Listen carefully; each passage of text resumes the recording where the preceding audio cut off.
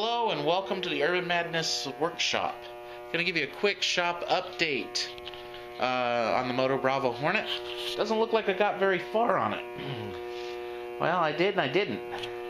Crankcase has been cleaned out on it. I got all the aluminum chunks out of her. It's almost ready for reassembly. The only problem is I actually had it together at one point. Was torquing down the heads, and I snapped the head stud. So had to tear it all apart again. I had to drill a small hole in the bolt and get an easy out, or in the stud, get an easy out and back her out. Just about did the happy dance when it came out. It came out real easy. I was so happy. So Monday, I went and bought a new stud for it. But I got the wrong stud. This stud here is for the other case half. You can see it's a lot longer. The threads are different on this end here. So this stud isn't the right stud. So I got to go tomorrow and track down the stud, and then I can start putting it back together. Other things I've done. Gone through and put all the studs on the new head. I've got the valve cover tighten down on it because I'm trying to get that gasket to sit in there right. See what else I got. I've got the rings on the piston, and I've got it in the cylinder ready to go in. The carburetor, this is a new carburetor. I took out the 102 jet and put in a number 107. These things seem to run better with a 107, especially this particular bike. This bike's an oddball. It's got high performance exhaust, but it has the stock airbox. Normally if I do like a unifilter and a exhaust system, at my altitude, number 110 seems to be the ticket. But it should run pretty decent with the 107. It's a starting point anyway. And I already know that 102 is going to be way too lean for this motor. Let's see, other things I've done. Hung the tank. So the tank's back in it. Originally took the tank out for the initial diagnostic, because I had to pull the valve cover. And on this particular bike, you have to drop the tank to pull the valve cover and take a look and see what's going on. So I pulled the variator cover, or the CVT cover, pulled the fan shroud on the front, or on the other side, on the stator side of the engine, and pulled the valve cover to see what was going on with it. So then, when I found that out, or I rotated the engine, I found out where it was binding. I could turn 180 degrees forward, 180 degrees backwards, but I couldn't get it to do a full revolution. Knew at that point I was going to have to pull the engine out of it and pull the head. And that's when I found all the carnage. Carnage video is right here.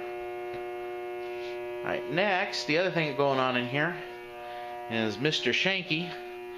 The exhaust nuts loosened up on her, and the exhaust gasket came out while we were on a ride. So we nursed it home because we didn't want to burn a valve, and so I had to put a new gasket in and new hardware, and it's back together and it's running good now. So the only other thing left on this bike is the mirrors, because these mirrors are a mess on this bike. We've got adapters, and I've got a set of old mirrors that came off of my bike. We're going to do that, and then I've got to pull the front fairing off and rewire the headlights. It's got a bad connector in it, so I've got a trailer flat 4 connector, and I'm going to solder it in and heat shrink it and put it all back together. It's gotten progressively worse on this bike. It's to the point now where every night ride I have to get up underneath the fairing on it and fiddle with that connector to get the lights to work on it. So that is pretty much what's left on this one. I think that's going to be Saturday. This one here, we're going to try to get it running tomorrow night. The next thing I've got is, of course, Friday is coffee night. So I probably won't be working on any bikes. That's kind of my night. Last night I didn't work on this thing because I've been fighting kind of a stomach thing, so kind of stuck right now, but like I said, I hope to get this one back up and running probably tomorrow night is what I'm hoping for. So that's where I am right now. Of course, got a fuel pump for this one I need to put in. Fuel pump's bad. Still runs. It just doesn't like to run open throttle for very long. Gotta fix the license plate. You know how it is. Your stuff's the last stuff to get worked on. Of course, the Gary Fisher needs a carburetor. It's sitting on my desk. It's been sitting on my desk for months. I just haven't gotten time to do that one either. So, yeah. Of course, Project Scoot back here. We're still waiting for Jared to figure out what he was going to do with it. It was Christina's bike, but now it's Jared's bike.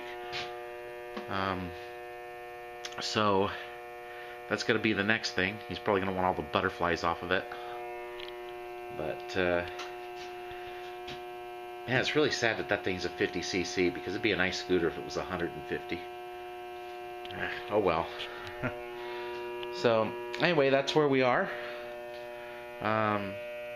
Hope to get a video of this thing fired up. I was thinking about doing maybe a time lapse of putting this thing back together, and I don't know if I want to do me lowering the bike and putting the bike together, but maybe putting the engine back together on it.